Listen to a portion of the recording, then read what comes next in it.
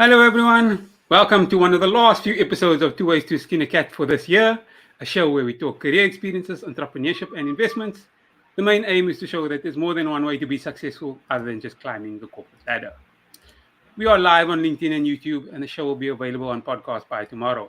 So don't forget to like, subscribe, and click on that notification bell to get automatically notified when the next episode comes out. If you are joining us live, drop a one in the comments so that we know we're not talking to ourselves, and drop a two in the comments if you're watching the recording. My guest for this week is Shanitha Singh, an HR expert who's been an HR director and board member at various companies, and she's also completed her MBA. Shanitha, thanks so much for joining me today. Thank you, Tooways. Thanks very much for the opportunity. Let's jump into the meat of it. Tell us your story, where do you come from, and even outside of work, who is Shanitha Singh? Give us that backstory. Excellent. Thank you so much, and good evening, everybody. It's a very warm Wednesday afternoon in Johannesburg. We're due to go into load shedding in a short while, so I'm hoping we can complete this before then, anyways. I am Shanitha Singh. I'm HR director running my own business currently, People Synergy Solutions. It's a consulting company. We work primarily in the logistics and HR space. My husband runs the logistics side of the business, Mitesh Singh. We've been married now for 4 years, and I run the HR consulting part. I've started in HR at Wits University. Prior to that, I taught for 7 years before getting the HR bug and going into tertiary education at that time. I joined Wits at that time because I thought they had the same holidays as school. So it was quite a surprise to be sitting at the office on the 24th of December and trying to finish all my work before I could actually go and have a little bit of a holiday. Absolutely loved my time in tertiary. It taught me everything that I needed to know about HR. Very different from corporate, of course, because very bureaucratic. We used to have panels at that time with 17 to 20 people to interview. And when I went into corporate, it was quite a shock at first to go into a different company and to find out that things worked much easier and much quicker than it did in tertiary.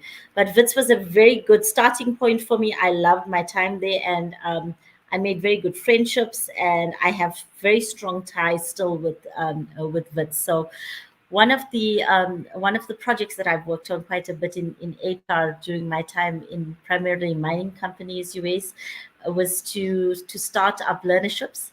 So to bring young individuals into corporate, and I use a lot of Wits students and also from the other tertiary institutions in Johannesburg, Durban, and Cape Town.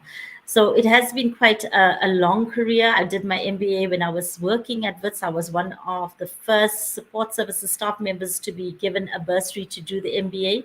So it was really a fantastic opportunity for me. I graduated in 2007, so quite some time ago.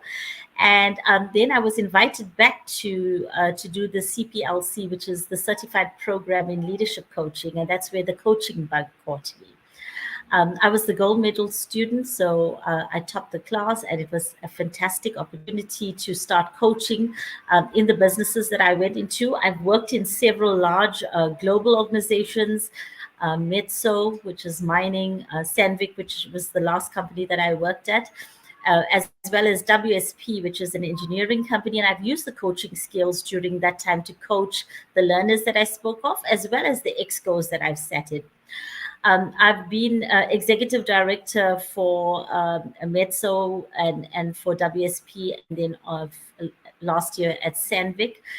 So I sat at board level, and I've had quite a lot of experience running large teams in HR, primarily in the SADC region, but quite a lot in Africa and in Middle East as well.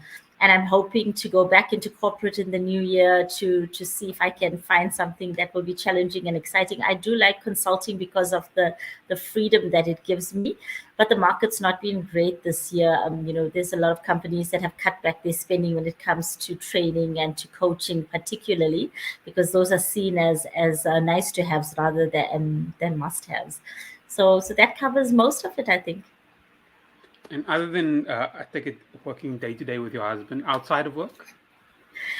So I'm very family orientated. I love spending time with family. Whenever we get an opportunity, most of our family are down in Pietermaritzburg and Durban. I'm from Pietermaritzburg originally.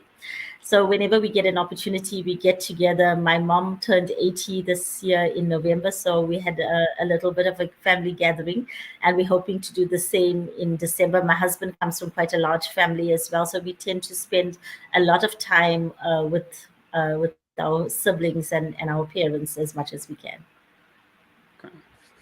Moving a little, I want to I want to talk about HR. A lot of people don't understand the role of HR in a large company.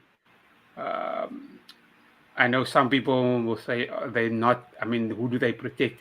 Can you give us a brief explanation of what HR is in a big company or So the goal? HR for me is a very strategic function, UAs. I think that a lot of the times the feedback that I get from companies that I consult in and from other people in the HR fraternity is it's very, very transactional. So it's all about doing the performance appraisals and making sure that the files are kept in order, that there are contracts done, that everybody has a personnel file. You know, when I started out in HR, it was called personnel management rather than HR management. And it's evolved over time into human resources management. And now people talk about human capital management, which is even more different because it's no longer looking at people as numbers. It's looking at people as whole human beings. It's looking at consciousness. It's how we come across, not just in the work arena, but how we come across holistically. So HR for me is all about making sure that we look after the people, which are the most important resources in the company. Without people, products don't make themselves, they don't sell themselves. You can't do anything without people. I know that we talk a lot about AI and the advent of AI and how that's going to impact, but you're still going to need people, and as long as you have human resources, you have people in the company, then you need people to manage that. And that's where the HR team would come in. It saddens me when I hear a lot of companies talking about lack of trust in HR and being afraid of HR. And a lot of the companies that I worked in, when I'd walk into a factory, for example, in Metso, there would be a fear in terms of who's getting retrenched or who's going to be resigning or who's going to be disciplined in some way. So, there's that careful balance that you've got to bring about. You've got to make sure that you are seen as compassionate human beings, that you are there to care about the people. And you've got that balance between taking care of the company interests and taking care of the human interests. So you've got to find that balance, and it's very, very difficult. It's very easy to become prescriptive and to worry about policies and procedures and making sure that the law and the legislation is taken care of, and forgetting that people are essentially human beings that we need to take care of. And I'm sure you've heard quite a lot in your career as well, where people say, when you come to work, park your problems, don't bring them in. Unfortunately, as human beings, we take them wherever we go, and it impacts. You and I spoke earlier about the Enneagram, and I told you that I've just become a certified practitioner. I absolutely love the Enneagram because it's a self-development tool. It tells you about yourself. You and I were talking about 2 and 8. Those are also my 2 strongest areas as well, because we worry about quality and we worry about being assertive, standing up, making sure you show up, every single day. But there are lots of people who are 9s, who are there to worry about harmony, and they don't want to have conflict. They don't want to be taken advantage of. And they look at HR and their leaders to take care of them. And sadly, that doesn't always happen. But I'm hoping that the South African Board of People Practices will actually make a bigger impact, because a lot of us are registered with SABPP. And I'm hoping that we can get one body that is going to stand there for HR people and hold us accountable to make sure that we do what we are saying that we are supposed to do as well. I'm sure you've seen many professionals come across your desk, whether it's being like in interviews or disciplinaries or just like general mentoring and things like that. What is one mistake that you see professionals make often? I'm sure there's something that must pop in your mind and say this happens far too often. So for me, the biggest one is not having a coach. I think there's a very big difference between having a coach and a mentor. A mentor normally is somebody who is there to help you professionally. A coach, on the other hand, is somebody to help you in terms of balancing work and life. And that's one of the biggest challenges that we all have as professionals. Whenever I go into a new company, I make the same mistake of forgetting that I have a personal life and worrying more about the personal, about the professional, and that does take its toll. So I think that having a coach is very important, because I always think about Shirley Valentine. I don't know if you remember the movie. It might have been before your time, but it's a movie where a lady basically finds out that she's on a journey of self-discovery, and by talking to herself in the mirror, she actually starts to coach herself. And I always think of coaching as being that, because coaching is not about giving the answers to your client. It's about making them find out the solutions themselves, for them to actually come up with the solutions themselves. So it's about asking fantastic questions that get people into thinking. So for me, I think it's very important at every level to have some type of a coach. And people look at it and they think it's very expensive to get a coach. Yes, it is. Sometimes it is. Depending on your level, you are going to pay for that benefit. But I've had many coaches over the years, and some of the most powerful ones are the ones who got me to challenge myself and to understand that I'm not always operating at the best version of myself. So for me, for professionals, I think they should be looking for coaches. I think companies should be engaging coaches. And it's not a one size fits all. You and I might have a coaching dialogue and you might think, oh my goodness, she's triggering me on every level. That might not be the best thing for you. But that's why that chemistry and that match is so important. But I think that it's such an underplayed idea at the moment, because as I said, the first place where people cut when there are budgetary constraints is teaching and training and coaching, because you see that as nice to haves. But for me, it's actually a must have. And sometimes you can have somebody who coaches you without being a real coach, and our friends do that, our family members do that, and in the coaching certification, you're told you should never coach your family members or your friends, but we do that, and it's something that happens, and it helps a lot. So I think for me, professionals should be looking for coaches. They should be looking for mentors. Businesses should be setting that up for their people as well. I couldn't agree with you more. I think I've had a coach for the last 3 years. Probably been the most successful 3 years of my career. So wholeheartedly agree. Absolutely. If someone is, listen to you and they're interested in a career in human resources or human capital, what would you recommend to be the best path for them to take, or study journey for them to take, an initial work path? So, I'm asked this question quite a lot. A lot of people approach me to say, what would be the best way to start out in HR? And, HR, as I said, has changed so drastically. At one point, when it was personnel management, you'd find the secretary of a company or the receptionist would become the HR manager. It was a very easy transition, because that person would greet everybody in the mornings and welcome everybody. So they were seen to be people person and a people person, and that's how they thought HR should look. So for me, it starts with the qualification. It's very important to get the right qualification. You cannot go into HR thinking it's a nice cushy job, and it's just an 8 to 5, and then you forget people's problems and you go home and you come back the next day and it's the same thing over again. No 2 days are alike for me in HR. I think that you come in with a list. I'm a list type of person. I make a list of all the things I want to do in the morning, and I come in and I start my day, and then I go back in the afternoon, I look at it and think, oh my goodness, I haven't done one single thing I wanted to do. That's why I stay late and then start with all the admin and doing whatever else I think I'm supposed to do.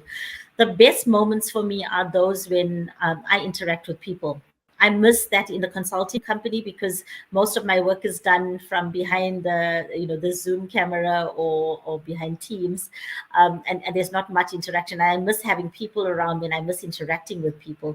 But I've also realized that over time, the one tool that I was not using and the one muscle I wasn't using a lot was compassion. When you're sitting in a corporate environment, it's easy to look at those 150 or 200 CVs that come across your desk and think, oh my goodness, I don't want to go through these. I just wish people would stop applying for jobs. And sometimes you miss gems that way, because you under pressure, you've got to make an appointment, you've got to set up interviews, your boss wants 5 CVs or the hiring manager wants 5 CVs. You look at these CVs and you think, oh my goodness, I've got to go through all these emails, etc.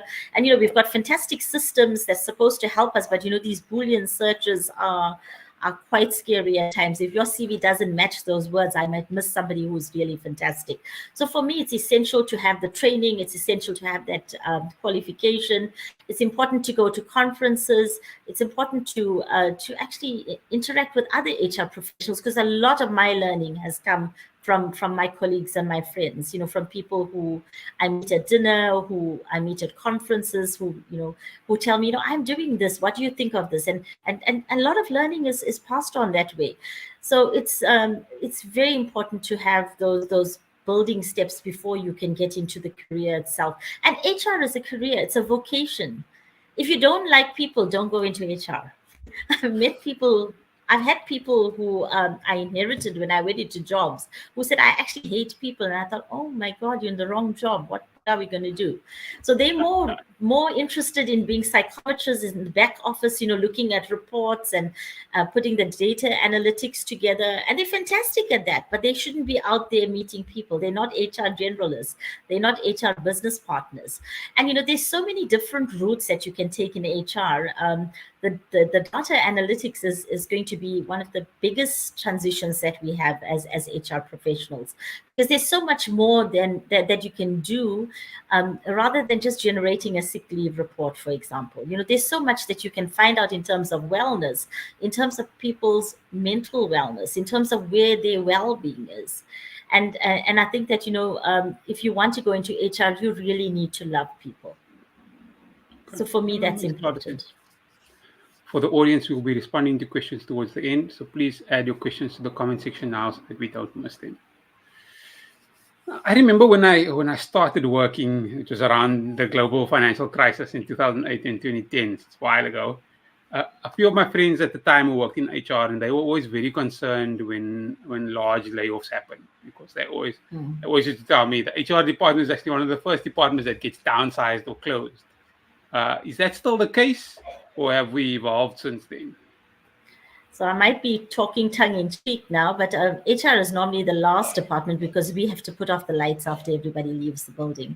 I think that most companies work on the principle of having one HR practitioner for every 100 or so employees. So if the numbers start to drop, then your HR teams start to drop. I went into one company not very long ago, US, where we had 50 people in HR. And for me, that was actually quite overwhelming. I had never experienced having such a large team. And the staff complement was around 1,400. So it was a very luxurious team to have. And I had positions that I had never actually had access to previously. It doesn't necessarily mean that you have a larger team of people that you can be more effective. That's what my learning was, unfortunately, from that experience. I found that with smaller teams, it actually functioned much better because people we're true generalists. So it depends also on preference and what model you want to use in an HR team. But yes, I think that often HR is seen as a luxury item. When you start looking, you want to keep your salespeople, obviously, because you need to sell, So the last team that you're going to look at is your sales team. You'd rather even get rid of people who are in your service team before you get rid of your sales team. But then you start looking at admin and finance, HR, marketing. Those are the ones that are normally the easy targets. And you start thinking, okay, if I've got one HR manager and I've got 2 or 3 HR business partners, that should be enough. But then you put strain on people, unfortunately. It's you then start expecting people to do more than what they should be doing, and a lot of balls drop as a result of that. So I think that it just depends on industry. I've been reading quite a lot in terms of the big mining houses that are doing retrenchments at the moment. A lot of the people who will go are unfortunately going to be the blue collar, the people who are working in the actual mines, etc. But HR do become casualties, unfortunately, when you start looking for soft numbers. And it's such a pity, because you really need more people then to take care of the wellness. You need more people to take care of your actual workforce at that time. One of the worst experiences I've had in my 25-year career, US, was having to retrench during COVID. It was a horrible experience. We decided to close 2 factories at that time, 300 people in each of those factories, and it was really acrimonious. I think, uh, sadly, well, actually, I was quite lucky. We did the actual consultations on Teams. So I think that actually saved my life at that time, because people were very unhappy. People were very upset with how the company had decided at that time, because it was a global decision that was then passed down to the local divisions, and it was very painful, particularly being in lockdown and already cutting salaries, etc. So it's very much it's a very painful and emotional exercise, and it impacts. In South Africa, we always say, when you retrench one person, it impacts 10 other people, because we all look after families. None of us has the luxury of being, an island on our own. So it does impact. When we closed a factory in Isitebe, it affected the whole community. Um, at that time, the company was one of the last 3 industries that were in the area, so it impacted very greatly in terms of that. Sorry, it went a bit off topic there. No, that gives a lot of color. I want to switch gears a little bit and talk about your MBA. There's lots of people who are uncertain. Should I do it? Shouldn't I do it? Some people some people are in corporate, some people are in startup world. In your opinion, who is the MBA most valuable to or most suitable for? So when I did the MBA, it was from 2005 to 2007 US. My class was primarily made up of engineers. There were a lot of engineers, and it was very interesting. The conversations that take place, the syndicate work that takes place in an MBA brings more learning than even the actual class content, because a lot is learned from your peers. For me, that was absolutely amazing, and I wondered why so few support services staff at WITS were taking up the MBA at that time. So one of the perks of working at WITS was being able to get a full bursary. And I didn't realize that at that time it was limited to academic staff. So I was one of the people who actually wrote to council to ask for permission to get an MBA bursary. For me, it was life changing. If I had to choose life defining moments, being on the MBA was one of it. One of the reasons why I wanted to do it at that time is somebody told me, you won't be able to do an MBA. You're an arts person. You come from a legal background, and I don't think you'd be able to do well, because it's very financial. And I promise you, it challenged a lot of my boundaries. I really learned quite a lot. I mean, for me, I love the economics and the business accounting and finance accounting and corporate finance, because that was very different from anything that I had been exposed to. And for me personally, it broadened my horizons, because I finally was able to understand a lot of stuff that I had never been exposed to. And sitting at board level and sitting on boards now, it is really amazing how much of insight I've been able to get as a result of the MBA. So for me, the MBA is for anybody who wants to progress in their career. It gives you a bigger understanding of the world. It makes you realize that HR is not just HR. HR is a strategic value-adding business partner.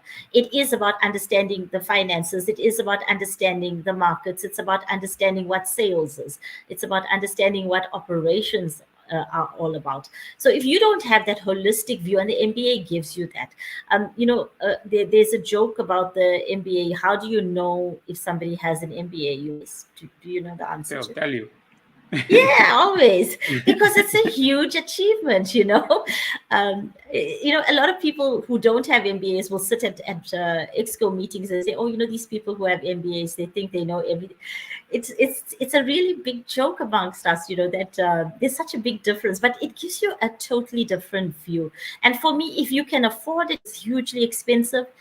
go and do it. I'm a proud Witsi. When I did the MBA at Wits, it was Wits was the business school to do it at. Now there's Henley, there's Gibbs.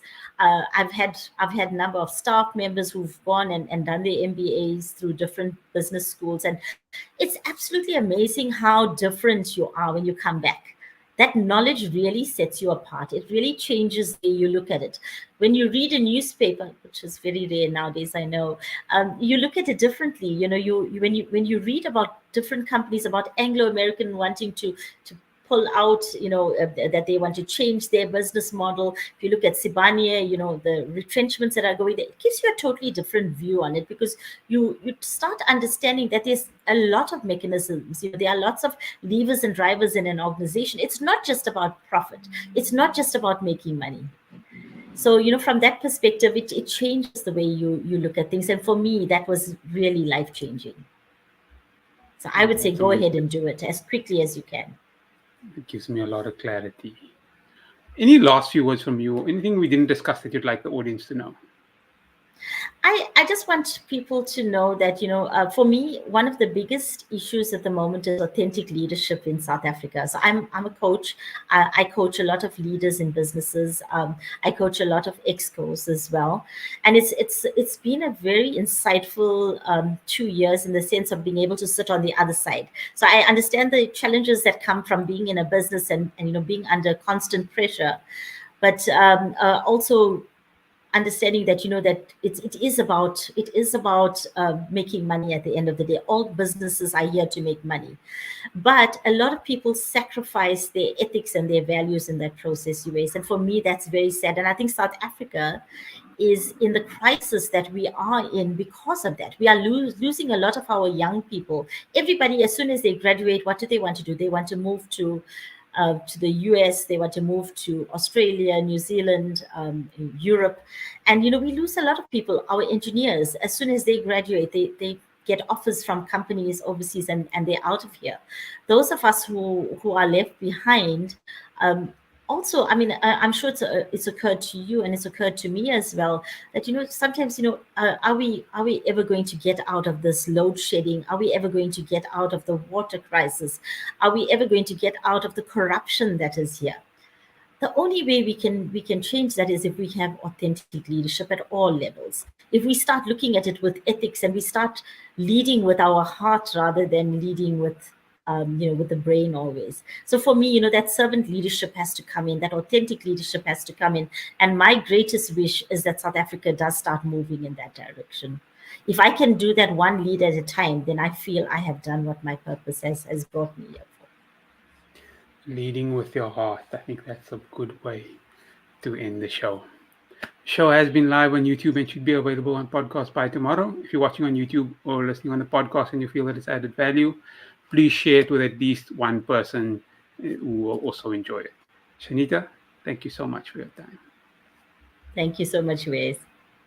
Thanks everyone for joining us for another episode of 2 Ways to Skin a Cat. Goodbye.